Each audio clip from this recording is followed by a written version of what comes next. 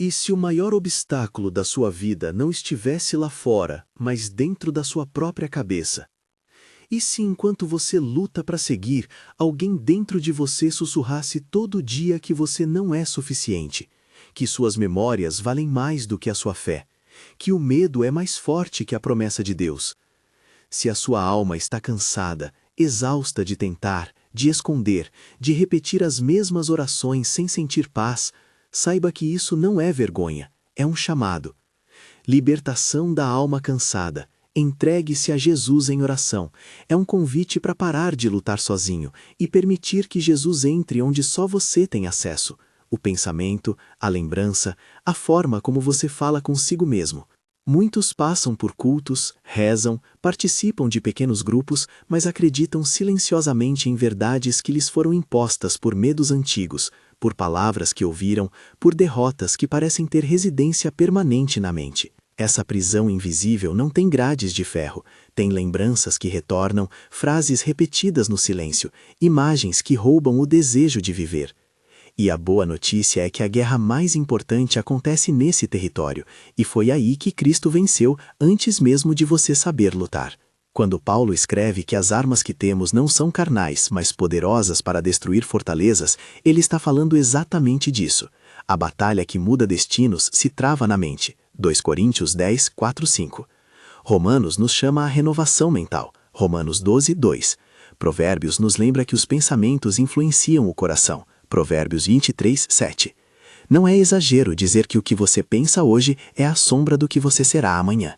Por isso, a libertação que estamos buscando começa com um reconhecimento honesto. Temos de admitir que a mente é um campo de batalha. Reconhecer não é se culpar. Reconhecer é colocar luz onde havia neblina. É dizer, eu preciso de uma mudança real aqui. Para muitos crentes, admitir fragilidade mental soa como fracasso espiritual. Mas olhe para Elias. Ele foi um profeta forte, instrumentado por Deus, e mesmo assim entrou numa caverna de desânimo.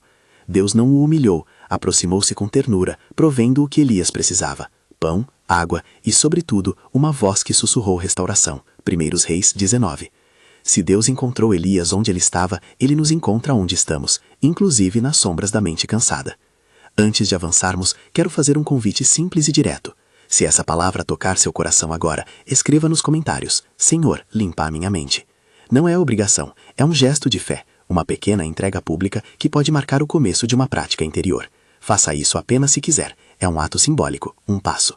Agora vamos aprofundar juntos. Não estamos aqui para soluções rápidas ou fórmulas mágicas. Não prometo cura instantânea, nem digo que repetir palavras trará resultados mecânicos. Mas a Escritura nos dá ferramentas verdadeiras, armas espirituais que, quando usadas com sinceridade e consistência, rompem estruturas internas que já foram nutridas por anos.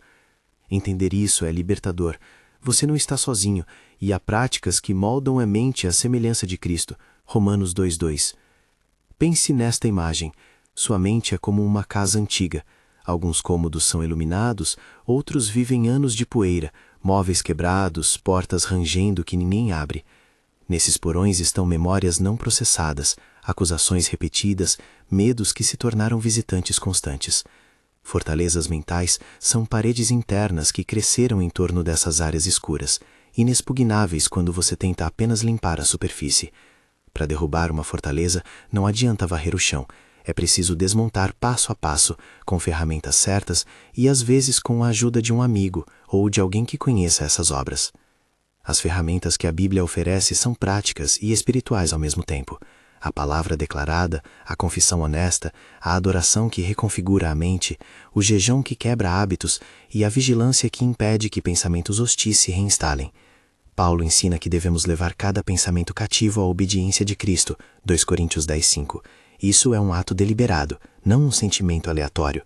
Você identifica o pensamento, o analisa à luz da Escritura e o substitui por uma verdade bíblica. É processo, não truque. Permita que eu ilustre com um exemplo prático. Imagine que toda vez que você tentar avançar em um ministério, surge a voz que afirma: você não é capaz. Essa voz tem uma origem, talvez uma crítica na infância, talvez um fracasso que foi exagerado em sua memória e foi alimentada ao longo dos anos. A estratégia não é simplesmente ignorar essa voz, é nomeá-la, colocá-la à prova diante da palavra e substituí-la com declarações verdadeiras. Por exemplo, sou capaz pelo Deus que me chamou. Ele me capacita segundo a sua graça. Essa prática se chama captura de pensamento. Você captura a mentira e a repreende com a verdade de Deus. Isso requer repetição. A boca confirma o que a mente tem pensado, por isso a confissão falada é uma arma. Não retire isso de um contexto. Se o seu sofrimento é profundo a ponto de afetar sua rotina, sua alimentação, o sono, ou se há risco real de dano, procure ajuda profissional.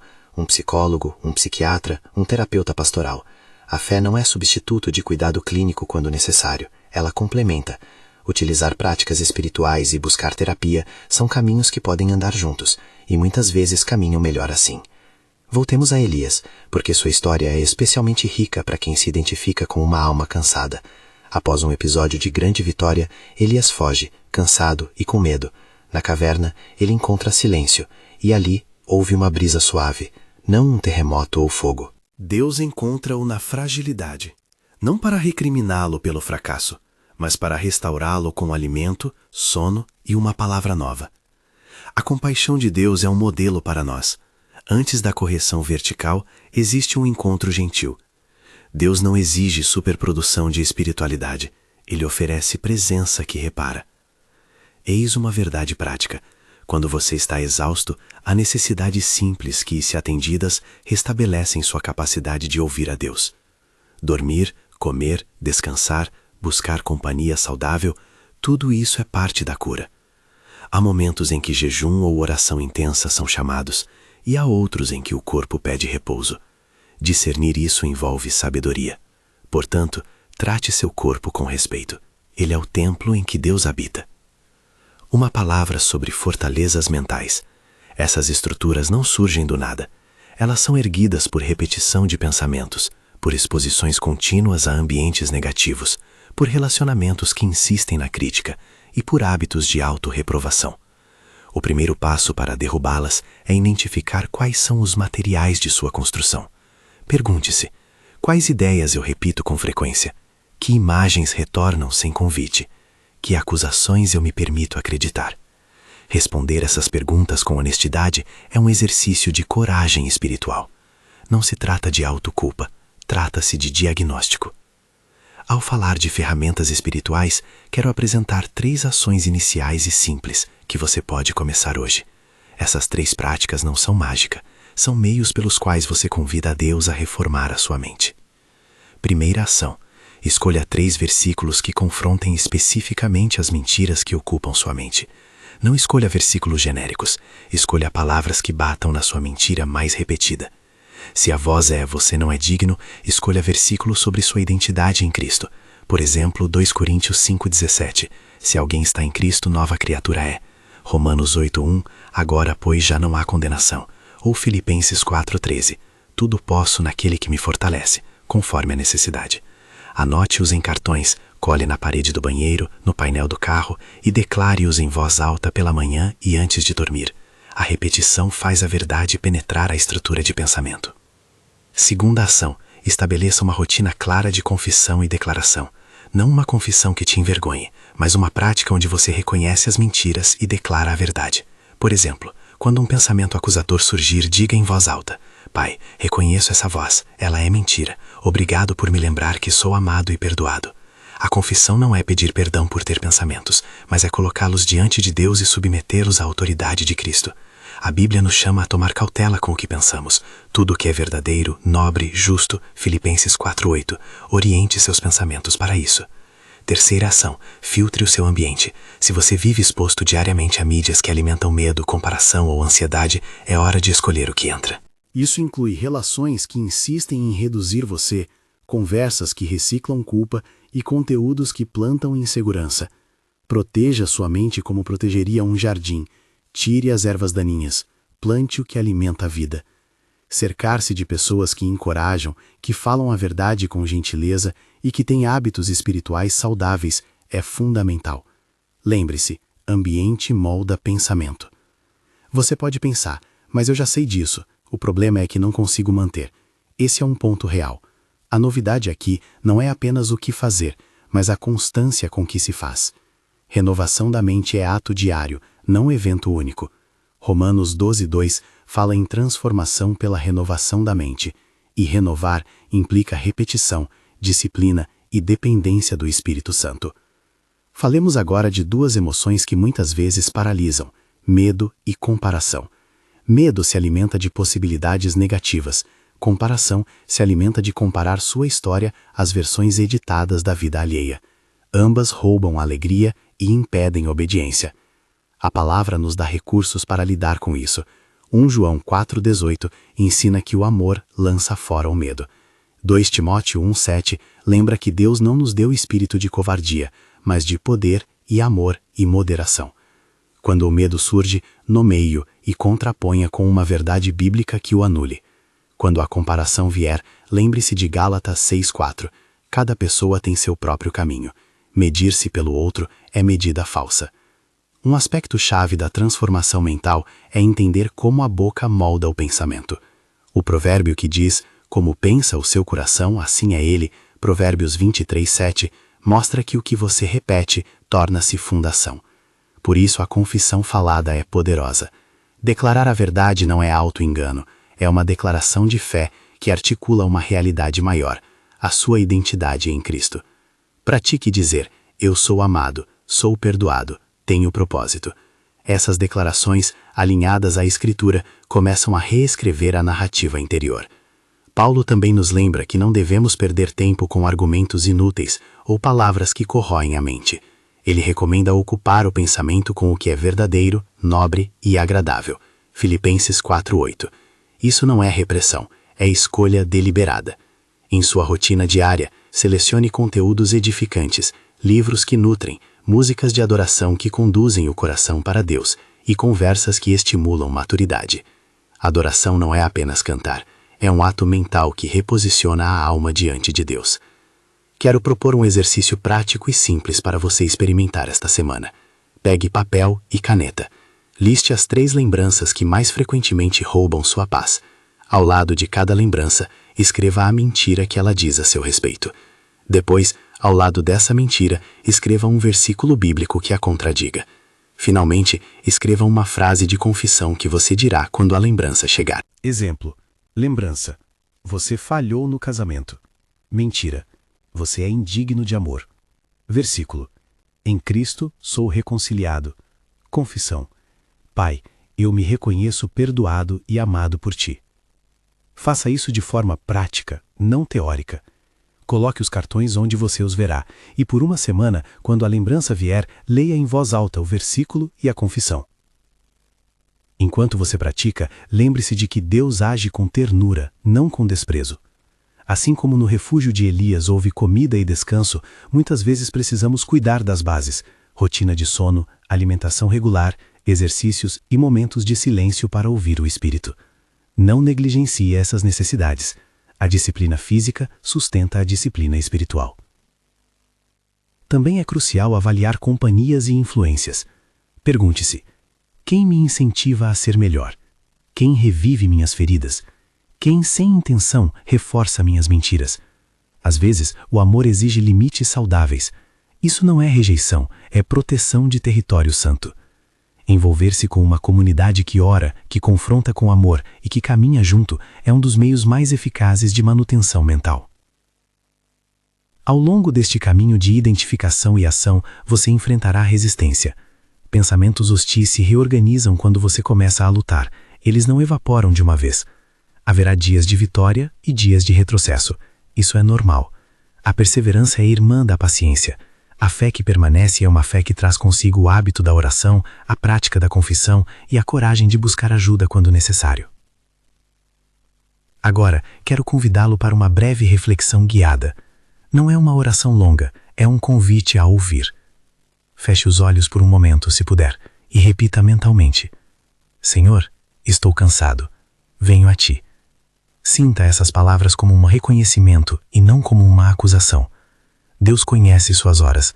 Ele é o médico das memórias, não para apagar fatos, mas para reescrever seu significado à luz do amor redentor. Peça ao Espírito Santo que revele as áreas onde você precisa descanso e verdade. Seguindo adiante, vamos explorar como as fortalezas mentais se constituem em hábitos e crenças que operam mesmo quando você está distraído. Pense nas pequenas decisões que você toma diariamente. O hábito de ruminar uma crítica recebida, a exposição contínua a comentários maldosos, o voltar-se para substâncias ou distrações para anestesiar a dor. Cada um desses gestos alimenta a fortaleza. As armas espirituais que Paulo menciona não são práticas isoladas, são um conjunto que, quando integrado ao cotidiano, age de modo cumulativo. A palavra falada, por exemplo, converte uma ideia vaga em realidade. A confissão verbal arresta o pensamento. A adoração recoloca o coração diante do Deus que domina a história. O jejum ensina a renúncia e dependência de Deus. A vigilância impede que os pensamentos não examinados voltem a governar. É aqui que a disciplina diária entra. Pense em sua mente como um jardim. Se você plantar diariamente sementes de verdade, aos poucos os frutos virão. Se deixar ervas daninhas proliferarem, a campanha de limpeza se torna mais difícil. Por isso, estabeleça pequenos rituais espirituais que você pode realmente cumprir. 5 minutos de leitura bíblica ao acordar, uma declaração de 3 versículos, um momento de adoração à noite.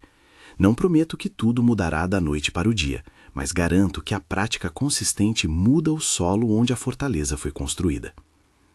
Também abordaremos o papel do perdão na libertação da memória. Muitas memórias permanecem porque não foram ressignificadas. O perdão, tanto dar quanto receber, não apaga o que aconteceu, mas muda a autoridade que essas memórias têm sobre você. Perdoar não é conceder impunidade a quem feriu, é recusar que a ferida dite seu presente. Se a lembrança que volta insiste em culpar, traga-a à cruz. Pergunte, o que este perdão representa para mim? Como posso entregar esta dor a Jesus? Atos simples como escrever uma carta que você não precisa enviar, orar a favor de quem feriu ou confessar a um irmão em Cristo o peso que carrega são caminhos para soltar amarras. Antes de seguirmos para práticas mais profundas, ressalto algo essencial, a verdade sobre sua identidade. 2 Coríntios 5,17 declara que quem está em Cristo é nova criatura. Isso é mais do que uma frase teológica, é o alicerce da transformação mental. Se a sua mente insiste em rotular você pelas falhas do passado, lembre-se de que sua nova identidade em Cristo redefine essas falhas. Não minimize o sofrimento, mas viva à luz da nova realidade que a cruz trouxe. Enquanto caminhamos nesta direção, haverá decisões práticas a tomar sobre sua rotina e companhia. Talvez seja necessário reduzir tempo em redes sociais, escolher leituras que edifiquem, procurar um grupo de leitura bíblica que promova crescimento ou até conversar com um líder espiritual que ofereça suporte. Essas medidas são sinais de maturidade, não de fraqueza. Chegando a este ponto, quero trazer à tona outra figura bíblica que ilustra a transformação mental: Davi. Em seus salmos, vemos um homem que dialoga consigo mesmo e com Deus. Ele não esconde pensamentos, ele os leva ao altar. O salmista nos ensina que a oração honesta muda o estado interior. Há declarações poderosas nos salmos que podemos usar como ferramentas de confissão e adoração. Ao verbalizar o que sentimos, ao trazer o sentimento ao altar, começamos a ressignificar. Estamos construindo um mapa: diagnóstico, identificação, ferramentas práticas, ambiente, perdão, identidade. Ainda há áreas a explorar, como jejum e adoração funcionam especificamente na reestruturação mental, como praticar a vigilância de modo saudável sem cair em vigilância excessiva e como criar um plano de renovação mental de 30 dias que integre as práticas apresentadas. Esses tópicos exigem atenção e profundidade e seguirão adiante. Antes de prosseguir, quero reafirmar algo com muita clareza. Se você sente que está diante de um problema clínico, depressão persistente, ansiedade que impede funcionamento, pensamentos de autolesão, procure ajuda profissional imediatamente. A oração e o discipulado caminham melhor quando há suporte clínico adequado. A cura que a psicoterapia e, em alguns casos, o tratamento médico promovem ao lado da experiência espiritual. Deus usa médicos, terapeutas e amigos para restaurar. Ao encerrar este bloco da nossa conversa, que já trouxe diagnóstico, ilustração de Elias, ferramentas iniciais e 3 ações práticas, vamos preparar o coração para mergulhar mais fundo. No que vem a seguir, vou guiar você por um plano de derrubada de fortalezas, passos práticos, orações curtas e declarações específicas que você poderá incorporar à sua semana. Também trazer exemplos bíblicos adicionais, como o modo que Paulo lidou com dores do passado e como Jesus usou a palavra no deserto para confrontar tentações, nos ajudará a ver como a palavra pronunciada e a disciplina espiritual funcionam em conjunto. Mas antes de irmos adiante, quero convidar você a uma pequena entrega pessoal, agora em voz interior. Senhor Jesus, eu entrego a Ti os pensamentos que me roubam a paz. Não estou exigindo espetáculo, estou pedindo, visita-me, cura-me, transforma a minha mente. Se quiser, diga isso com suas palavras. Lembre-se, a oração é simples e direta. Deus ouve. Estamos apenas começando a destrinchar esse caminho. Há batalhas a enfrentar, mas há também uma promessa segura. Não lutamos sozinhos. O Espírito Santo nos ajuda a lembrar das verdades, a aplicá-las quando a memória nos engana e a sussurrar restauração quando pensamos que a palavra de Deus não alcança certas áreas. Ainda há muito a dizer sobre como derrubar as fortalezas com ferramentas concretas, como escolher o jejum adequado, como praticar a adoração que muda pulso e pensamento, como organizar um plano de 30 dias de renovação. E é nesse terreno que seguiremos agora, aprofundando as práticas e treinando a disciplina necessária para a libertação que seu coração clama. Enquanto eu me preparo para guiar você por essas próximas etapas, trago uma pergunta para você ponderar. Qual pensamento você permitiria que só uma vez fosse confrontado pela palavra de Deus? Escolha um e mantenha essa pergunta próxima. Nas próximas etapas, vamos aprender a confrontá-lo com método e compaixão. Escolha esse pensamento. Pegue-o e mantenha-o diante de você enquanto eu descrevo um caminho prático e eternamente firme para derrubar a fortaleza que ele construiu em sua mente. Não é esquema, é uma sequência de passos que combinam palavra, ação e persistência, instrumentos bíblicos para que a alma cansada encontre descanso e, ao mesmo tempo, lute com estratégia. Primeiro passo: mapeie a fortaleza. Voltando à imagem da casa antiga, pare um instante e faça um inventário detalhado. Onde mora esse pensamento?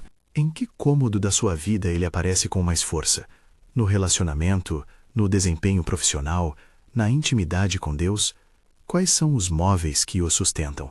Lembranças, frases que você ouviu, críticas que você internalizou. Anote tudo. Esse mapeamento não é para se envergonhar, é para clarear a batalha. Paulo não nos chama à ignorância, ele nos chama a levar cada pensamento cativo, segundo Coríntios 10:5. Nomear é o primeiro gesto de poder. Segundo passo: exponha a mentira. Uma fortaleza precisa de sombra para se manter. Quando a luz da palavra a toca, suas rachaduras aparecem. Pegue o pensamento identificado e coloque-o diante de um versículo que seja antídoto. Se a mentira é, você é indigno, coloque 2 Coríntios 5:17 e Romanos 8:1 como balas de verdade. Leia o versículo devagar, como quem derrama água sobre tijolos secos. Não transforme isso em autoenderono, mas em confessar a verdade que Deus declarou sobre você.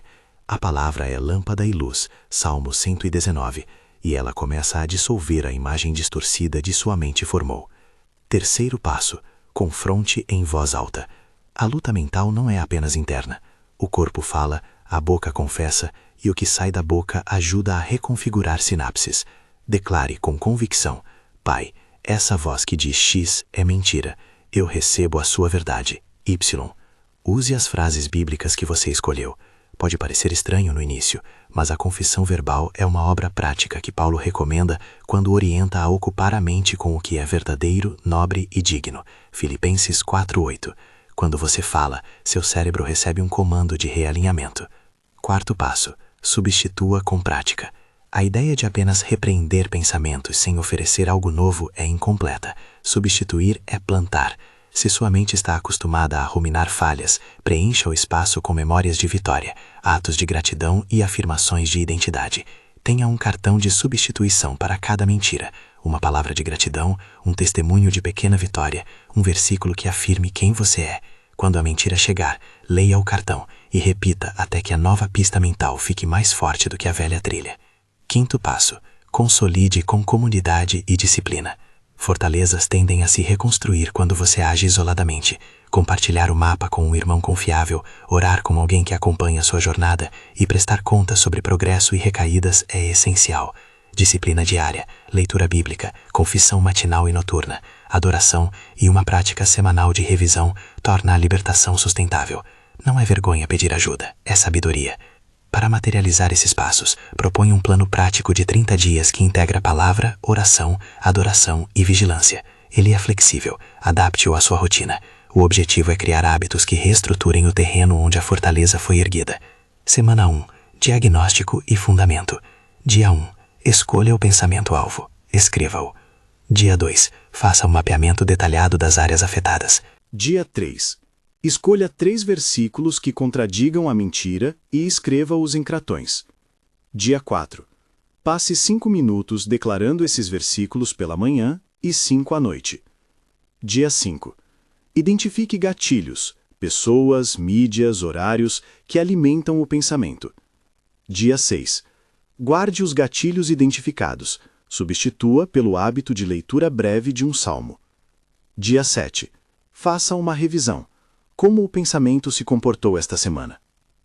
Semana 2. Confronto e substituição. Dia 8. Comece cada manhã com uma afirmação bíblica em voz alta. Dia 9. Ao perceber o pensamento, pare e respire. Nomeie-o e diga a verdade oposta. Dia 10. Escreva uma carta a si mesmo, onde declara o perdão, a identidade e o propósito. Dia 11. Pratique 5 minutos de adoração, música ou silêncio de louvor. Dia 12. Confesse a um amigo de confiança o progresso. Peça oração específica. Dia 13. Execute um ato de cuidado corporal, caminhada, sono melhorado ou alimentação consciente. Dia 14. Revise. Que substituições funcionaram? Quais precisam de mais tempo? Semana 3. Fortalecimento e vigilância. Dia 15. Introduza um rápido jejum de mídia por 24 horas, não um jejum extremo, apenas disciplina de contenção do que alimenta a ansiedade. Dia 16. Declare um versículo novo em cada refeição. Dia 17. Escreva 3 maneiras práticas de proteger seu ambiente: bloquear redes, evitar certos programas, limitar conversas que reabrem a ferida. Dia 18. Ore com outra pessoa e peça ao Espírito para dar memória das promessas. Dia 19. Faça uma noite de adoração e confissão usando os Salmos de Davi como base. Dia 20. Pratique um exercício de gratidão prolongado. Liste 20 coisas pelas quais você é grato. Dia 21. Revise. Que mudanças perceptíveis aconteceram? Semana 4. Consolidação e plano contínuo. Dia 22. Crie um ritual matinal simples. Leitura, declaração de 3 versículos, 2 minutos de respiração. Dia 23. Estabeleça um cuidado de emergência quando o pensamento vier forte. Um texto de um amigo, uma música, uma leitura rápida. Dia 24. Planeje uma disciplina de adoração semanal com sua comunidade. Dia 25. Escreva uma carta de perdão, se ainda não fez, para liberar memória. Dia 26. Comprometa-se com uma prática de curta duração. 5 minutos de silêncio para ouvir o Espírito diariamente. Dia 27. Identifique uma pessoa para prestar contas mensalmente. Dia 28. Faça uma celebração simples pelos progressos. Reconheça vitórias pequenas. Dia 29. Faça um inventário final de gatilhos e refinamentos. Dia 30. Redija um plano de manutenção trimestral com metas espirituais e práticas clínicas se necessário. Enquanto você percorre esse plano, quero falar de jejum e adoração com prudência. Jejum é uma expressão de dependência de Deus. Ele pode quebrar padrões de apego e esclarecer prioridades. Contudo, não transforme jejum em autoimposição que prejudique sua saúde. Se você tem condições médicas, consulte um médico. Jejum pode ser de alimento, de mídia, de certas conversas. Escolha com sabedoria e ore antes. Adoração, por sua vez, reposiciona o coração diante de Deus. Canções que elevam o nome de Jesus, leituras dos salmos, ou mesmo um tempo de silêncio dedicado a proclamar quem Ele é. Tudo isso reconstrói afinidades internas. Vigilância é palavra-chave, não para cultivar ansiedade, mas para estabelecer a tensão amorosa. Vigiar significa identificar o primeiro sinal do pensamento, interrompê-lo e aplicar a sequência de exposição, declaração e substituição. Pense nisso como um exercício muscular. A prontidão melhora com repetições. Não confunda vigilância com hiperfoco. A graça age no equilíbrio entre atenção e descanso. Quero agora trazer duas imagens para fortalecer sua esperança. A primeira é a da caverna de Elias. Deus não entrou com trovões naquela noite. Ele passou em brisa suave. Não espere sempre grandes sinais. A restauração pode vir na rotina de cuidados, na palavra sussurrada, no abraço de um irmão. A segunda imagem é a do deserto de Jesus. Quando a tentação veio, ele respondeu com a palavra. Não foi apenas resistência, foi reorientação da verdade sobre identidade e missão. Nos momentos de ataque mental, a sua resposta pode ser tão simples quanto recitar com convicção o que Jesus citou. Não só de pão viverá o homem, mas de toda a palavra que procede da boca de Deus. Use a palavra de forma prática. Também trago o exemplo de Paulo, que apesar de suas lutas, aprendeu a levar tudo cativo a Cristo e a investir no hábito da renovação. 2 Coríntios 10, 4, 5, Romanos 12, 2. Ele não negligenciou a intensidade da batalha, mas confiou nas armas espirituais que Deus forneceu. Paulo nos dá não um manual psicológico, mas uma prática espiritual: disciplina, oração, confissão, sangue e palavra. Ao falarmos de memórias e perdão, quero ser prático. Há memórias que parecem ter poder porque ainda carregam uma carga emocional intacta. Perdoar não significa minimizar o que aconteceu, significa deslocar a autoridade que a memória tem sobre você. Faça esse exercício. Imagine a memória como um objeto que você segura com as duas mãos. Agora, ofereça esse objeto a Jesus com palavras específicas. Senhor, eu entrego este peso referente a especificar. Eu não sei consertar tudo, mas escolho não deixá-lo governar minhas ações. Às vezes, a entrega acontece uma vez, em outras é necessária a repetição. Isso não é fracasso, é processo redentor. Há também o lugar da confissão pública saudável, não para exposição sensacional, mas para liberação.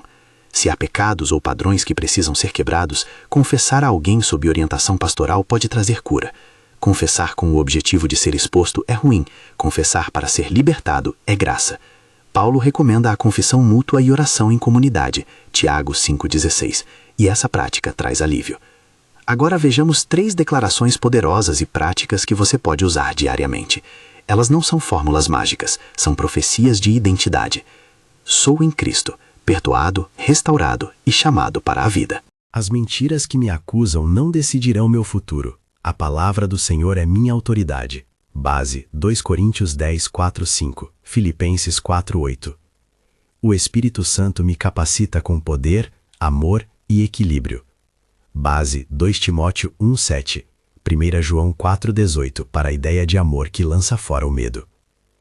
Diga cada uma dessas declarações em voz alta pela manhã e antes de dormir, e sempre que sentir o antigo padrão tentar retornar.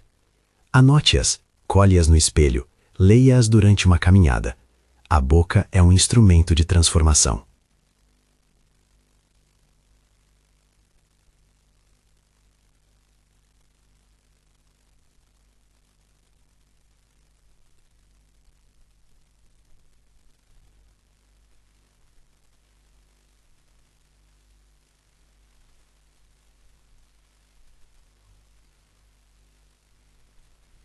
Reserve um tempo de silêncio interior.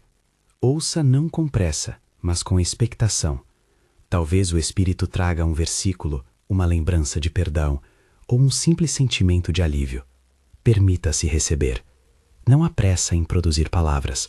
O silêncio é muitas vezes o lugar onde o Senhor reestrutura.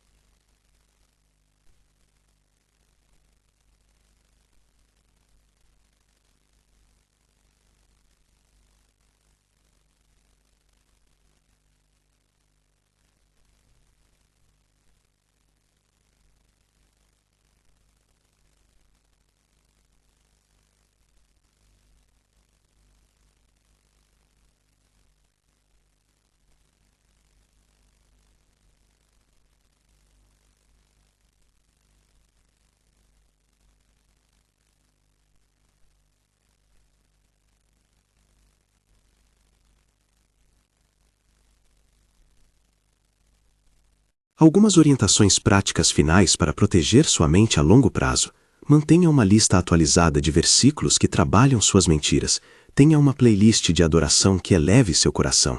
Escolha uma comunidade que lhe ofereça verdade com carinho. Pratique um detox de mídia semanal. Tenha um período noturno de desligamento eletrônico para melhorar o sono. Preserve tempo de lazer saudável que renove suas forças. Também recomendo que você estabeleça um compromisso trimestral de revisão. A cada 3 meses, revise seu mapa mental, ajuste seus versículos, procure aconselhamento pastoral se necessário e celebre as pequenas vitórias. Transformação sustentável não é apenas emocional, é organizacional. Faça um calendário espiritual, pequeno e realista. E se você já começou a experimentar mudança, comemore. A libertação nem sempre é estrondosa. Às vezes ela chega na calma de uma manhã que não foi tomada pela velha voz, na tranquilidade de um sono mais profundo, ou na capacidade de orar sem vergonha. Cada sinal de progresso é evidência de que a graça está agindo. Quero terminar com um chamado suave e desafiador, coerente com este caminho de entrega. Faça uma decisão concreta agora, um compromisso com a renovação da sua mente. Pode ser um compromisso íntimo, registrado apenas perante Deus, ou algo que você comunica para criar responsabilidade. Se quiser um gesto simbólico que fortaleça seu pacto, escreva nos comentários esta frase curta e intencional. Minha mente é território santo, entrego-a a Jesus. Não é obrigatório, é um passo de fé que ajuda a ancorar a decisão.